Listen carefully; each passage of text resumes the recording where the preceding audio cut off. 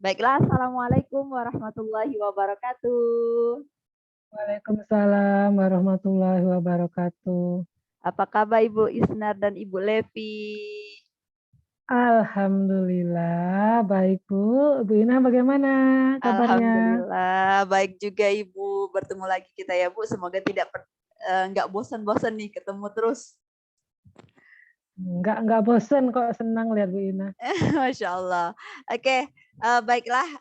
Mungkin hari ini kita akan masuk ke materi baru lagi ya Ibu. Jadi sebelum kita mulai materi, alangkah baiknya kita awali dulu pembelajaran kita hari ini dengan melafazkan lafaz basmalah bersama-sama. Bismillahirrahmanirrahim. Ya. Semoga apa yang kita sharing hari ini bisa bermanfaat, bisa dengan mudah kita pahami ya Ibu. Amin. Ya. Oke, baiklah kita langsung masuk ke materi pembelajarannya. Sudah masuk kira-kira Ibu? Sudah Bu, sudah. Oke. Baiklah, materi kita pada hari ini adalah capaian pembelajaran. Agenda kegiatan kita, yang pertama kita akan bahas tentang pengertian capaian pembelajaran, yang kedua tentang prinsip pembelajaran, yang ketiga tentang komponen capaian pembelajaran. Baru bisa dengar saya, Bu. Capaian pembelajaran mata pelajaran matematika. Ya gimana Ibu Levi? Sudah bisa dengar Bu? Ya, barusan bisa saya dengar. Oke, baiklah. Kita lanjutkan ya Bu ya. Oke. Ya, saya ulangi lagi mungkin karena Ibu Levi baru mendengar. Kita akan membahas tentang capaian pembelajaran ya Bu hari ini. Ya. Nah, kira-kira ibu-ibu semua, sebelumnya udah pernah belum sih mendengar apa itu capaian pembelajaran? Belum pernah Bu. Belum pernah ya Bu ya, Bu Isnar. Kalau Bu Levi Bu, pernah belum mendengar capaian pembelajaran gitu? Belum juga. Nah, tapi kalau KI dan KD, kira-kira udah familiar belum Bu dengan KI dan KD? Oh, kalau KD familiar sekali. Iya. Kalau Ibu Levi? KI dan KD Bu? Hilang suaranya paling sinyalnya hilang. Halo Bu. Ya, KI dan Bu. Halo, kedengeran Ibu? KI dan KD Halo, familiar nggak Bu? Iya, saya. Kedengeran Bu? Nah, ya baru masuk Bu. Oke. Putus-putus kok suaranya. Ya, mungkin koreksi kali ya Bu ya. Ibu Inanya enggak nimbul, yang itunya enggak. Nimbul kok Bu di sini. Hilang ya? Iya. Enggak hilang, ada. Iya, mungkin koneksi ya Bu. Saya enggak ada ya. Koneksi kali Bu. Nampak saya sendiri nih. Apa sinyal ya? Iya, oke, baiklah. Nah, kita lanjutkan. Nah, tadi kalau ibu-ibu semua familiar dengan KI dan KD, nah untuk program sekolah penggerak ini, KI dan KD itu akan serupa Ibu dengan capaian pembelajaran. Nah, jadi beda-beda tipis lah ya Bu ya. Nah, baiklah, apa itu capaian pembelajaran? Nah, capaian pembelajaran atau nanti akan disingkat CP ya Bu ya ke depannya. Nanti jadi kalau CP itu apa sih? CP itu capaian pembelajaran. Nah, capaian pembelajaran sebenarnya bukanlah istilah asing di dunia pendidikan. Di Indonesia sendiri, istilah CP lebih sering digunakan di dunia pendidikan tinggi. Nah, mungkin jadi wajar sekali kalau kita di pendidikan dasar dan menengah ini jarang ya Bu ya mendengar istilah CP. Nah, CP dikenal juga dengan istilah Learning Achievement Standard atau Learning Outcomes. Nah, capaian pembelajaran itu pengertiannya adalah suatu ungkapan tujuan pendidikan yang merupakan suatu pernyataan tentang apa yang diharapkan diketahui, dipahami, dan dapat dikerjakan oleh peserta didik setelah menyelesaikan suatu periode belajar. Secara sederhana, CP bisa didefinisikan sebagai kompetensi pembelajaran yang harus dicapai peserta didik pada setiap tahap perkembangan peserta didik untuk setiap mata pelajaran pada satuan pendidikan dasar dan pendidikan menengah. Capaian pembelajaran memuat sekumpulan kompetensi dan lingkup materi yang komprehensif dalam bentuk narasi. Kok nggak keluar sih? Nah, di sini kita lanjut ke prinsip pembelajaran. Nah, dalam perumusannya, CP memiliki prinsip-prinsip sebagai berikut.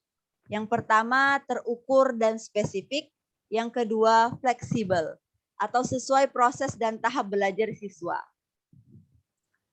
Nah, dalam proses menerapkan prinsip terukur dan spesifik juga ada beberapa aspek yang diperhatikan, yaitu pemahaman dan pengetahuan, ada praktis, dan keterampilan generik. Kita lanjut ke komponen capaian pembelajaran. Nah, komponen capaian pembelajaran itu nanti ada 4. Ada rasional mata pelajaran. Nah, rasional mata pelajaran memuat alasan pentingnya mempelajari mata pelajaran tersebut dan keterkaitan antara materi belajar dengan salah satu atau lebih profil pelajar Pancasila. Nah, di sini profil pelajar Pancasila sudah kita bahas ya, Bu, ya, di awal-awal pertemuan. Kira-kira ada yang masih ingat profil pelajar Pancasila apa saja?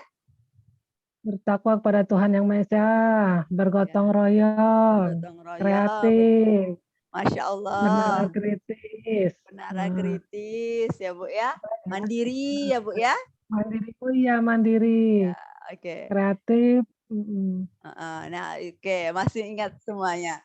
Oke, tadi yang pertama, yang kedua tujuan mata pelajaran. Tujuan mata pelajaran itu kemampuan atau kompetensi yang perlu dicapai peserta didik setelah mempelajari mata pelajaran tersebut. Komponen yang ketiga ada karakteristik mata pelajaran. Karakteristik mata pelajaran adalah deskripsi umum tentang apa yang dipelajari dalam mata pelajaran serta elemen-elemen atau domain mata pelajaran dan deskripsinya. Dan yang keempat, capaian pembelajaran. Deskripsi yang mencakup pengetahuan, keterampilan, serta kompetensi umum. Selanjutnya diturunkan menjadi capaian pembelajaran menurut elemen yang dipetakan menurut perkembangan siswa. Oke, Ibu-ibu sampai di sini kira-kira ada yang mau ditanyakan terlebih dahulu? Bu, boleh nanya. Tadi kan ada yang tadi tentang capaian pelajaran itu salah satunya tadi yang fleksibel, ya. Maksudnya di fleksibel di sini bagaimana maksudnya? Supaya apa kita capaian pelajaran itu fleksibel itu maksudnya gimana itu, Bu? Oke. Nah, di situ saya tuliskan. Oke, terima kasih Bu Isna atas pertanyaannya. Fleksibel itu sesuai proses dan tahap belajar siswa di situ ya, Bu, ya. Nah, karena selama ini sebagian besar dirasakan belajar itu dirasa hanya sebuah perlombaan. Jadi anak berlomba-lomba mencapai nilai ulangan gitu ya, Bu, ya. Nah, kemudian bukan prosesnya. Jadi bukan proses yang menjadi tujuan, tapi hasil akhir. Padahal proses itu sangat penting ya, Bu, ya. Jika prosesnya bagus, berarti insya Allah hasil akhirnya juga akan bagus. Nah, makanya di sini di capaian pembelajaran ini untuk salah satu prinsipnya jadi fleksibel. Jadi sangat disesuaikan dengan proses dan tahap belajar siswa gitu, Bu. Oke, gimana Ibu Isnar? Alhamdulillah jelas, Bu. Oke. Terima kasih. Iya, sama-sama Ibu. Bu Lepi gimana Ibu? Sejauh ini masih bisa dipahami, Bu? Iya, ya. Ini ada yang saya mau tanya. Oke, boleh Ibu. Yang di dalam prinsip pembelajaran. Ya. Halo, Bu. Ya, halo. Ya. Di dalam prinsip pembelajaran, pencapaian itu, nah, yang dimaksud dengan yang terukur dan spesifik itu gimana maksudnya? Oke, Ibu, terima kasih atas pertanyaannya. Ya.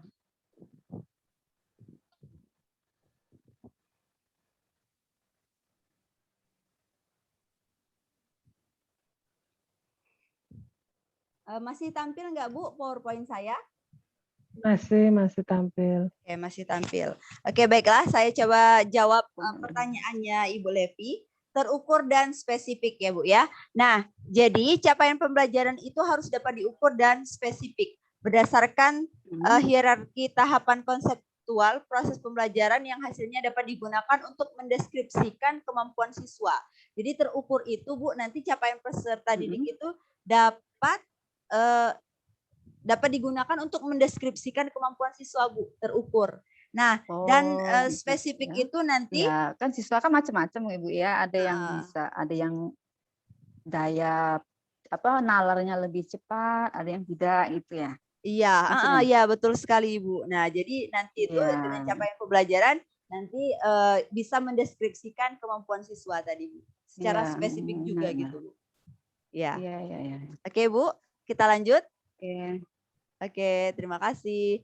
Nah, di komponen capaian pembelajaran tadi kan pada capaian pembelajaran ini Bu nanti akan dibagi berdasarkan fase Bu. Kedepannya akan dibagi berdasarkan fase. Jadi nanti ada 6 fase. Di sini ada fase A sampai F. Nah, fase A ini pada umumnya SD kelas 1 sampai 2, fase B pada umumnya SD kelas 3 sampai 4, fase C SD kelas 5 sampai 6, fase D SMP kelas 7 sampai 9. Nah, kalau kita SMP ini berarti nanti kita masuk di fase D. Nah, fase E pada umumnya SMA kelas 10 dan fase F pada umumnya SMA kelas 11 sampai 12. Nah, di sini juga untuk yang SLB Bu, sekolah luar biasa, capaian pembelajarannya juga disesuaikan atau didasarkan pada usia mental yang ditetapkan berdasarkan hasil asesmen. Nah, pembagiannya juga berdasarkan fase ada fase A sampai fase F. Kemudian capaian pembelajaran matematika. Nah, kalau tadi masih capaian pembelajaran secara umum, kali ini kita akan lebih kekhususkan yaitu ke pelajaran matematika sesuai mata pelajaran kita ya Bapak, Ibu. Nah, mata pelajaran matematika diorganisasikan dalam lingkup 5 elemen konten dan 5 elemen kecakapan. Nah, 5 elemen konten dalam pembelajaran matematika itu ada 5. Ya gimana Ibu? Masih bisa mendengar saya? Belum digeser ya Bu PowerPoint-nya? Yang Sudah 5 Ibu? poin tadi. Sudah digeser? Sudah masuk ya. Sudah kelihatan kok. Sudah, Tapi ini sampai 5 elemen konten itu ada 5. Iya, masuk. Jabar, ya. Sudah masuk Bu? Oh iya, yang di HP. Yang di laptop yang Oke Bu, kita lanjut. Ya, 5 elemen konten dalam pembelajaran matematika. Jadi ada 5 kontennya Bu. Ada bilangan, ada aljabar, ada pengukuran, geometri, yang terakhir analisis data dan peluang. Jadi elemennya ini nanti 5 ini. Nah, sekarang saya contohkan ambil salah satu contoh capaian pembelajaran mata pelajaran matematika di fase D, jadi SMP kelas 7 sampai 9 di elemen geometri. Nah, jadi nanti capaian pembelajarannya berbentuk narasi seperti ini, Ibu. Jadi contohnya seperti ini, saya contohkan satu di elemen geometri. Di akhir fase D, peserta didik dapat membuktikan teorema yang terkait dengan sudut pada garis transversal, segitiga dan segi 4 kongruen, serta segitiga dan segi 4 sebangku. Mereka dapat menggunakan teorema tersebut dalam menyelesaikan masalah, termasuk menentukan jumlah besar sudut pada sebuah segitiga, menentukan besar sudut yang belum diketahui pada sebuah segitiga, menghitung tinggi dan jarak. Mereka dapat membuktikan keabsahan teorema Pitagoras dengan berbagai cara dan menggunakannya dalam perhitungan jarak antara 2 titik pada bidang koordinat kartesius. Mereka dapat menggunakan transformasi geometri tunggal, refleksi, translasi, rotasi, dan dilatasi pada titik, garis, dan bidang datar di koordinat kartesius untuk menyelesaikan masalah. Nah, jadi ini hanya salah satu dulu ya Bu ya.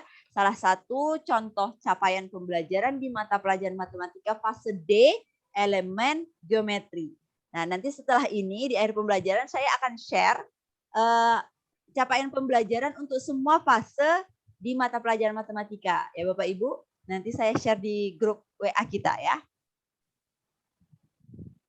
Ya Bu. Oke, sampai sini kira-kira ada yang mau bertanya Ibu? Cukup Bu. Cukup. Nah, ini kita udah hampir penghujung. Yang terakhir itu ada 5 elemen kecakapan dalam mata pelajaran matematika. Jadi elemen kecakapan yang akan diukur dalam pelajaran matematika. Yang pertama ada pemahaman matematis. Yang kedua penalaran dan pembuktian matematis. Yang ketiga pemecahan masalah matematis. Yang keempat komunikasi dan representasi matematis. Yang kelima koneksi matematis. Nah, oke, baiklah. Kita sudah di penghujung materi Ibu. Terima kasih dan tetap semangat. Sampai sini, kira-kira ada yang mau ditanyakan, Ibu? Alhamdulillah Bu, kalau saya jelas. Oke, jelas. Kalau Ibu Levi? Ya, juga jelas. Alhamdulillah. Alhamdulillah. Baiklah, nah materi kita pada hari ini sudah selesai, Ibu. Insya Allah kita akan bertemu di pertemuan selanjutnya. Nah, di pertemuan selanjutnya nanti kita akan turunkan. Jadi di situ ada capaian pembelajaran. nanti kita akan buat tentang tujuan pembelajaran ya Ibu ya. Ya, Bu. Ya. Mungkin sampai di sini dulu pertemuan kita pada hari ini. Kurang dan lebihnya saya mohon maaf, kepada Allah saya mohon ampun. Alangkah baiknya kita akhiri pembelajaran hari ini dengan mengucapkan lafaz hamdalah bersama-sama. Alhamdulillahirrabbilalamin. Oke, baik Ibu, sampai di sini pertemuan kita hari ini. Insya Allah kita bertemu lagi besok. Terima kasih untuk partisipasinya, untuk semangatnya. Semoga kita tetap selalu semangat ke depannya. Baiklah, saya akhiri. Ya, assalamualaikum warahmatullahi wabarakatuh. Waalaikumsalam warahmatullahi wabarakatuh.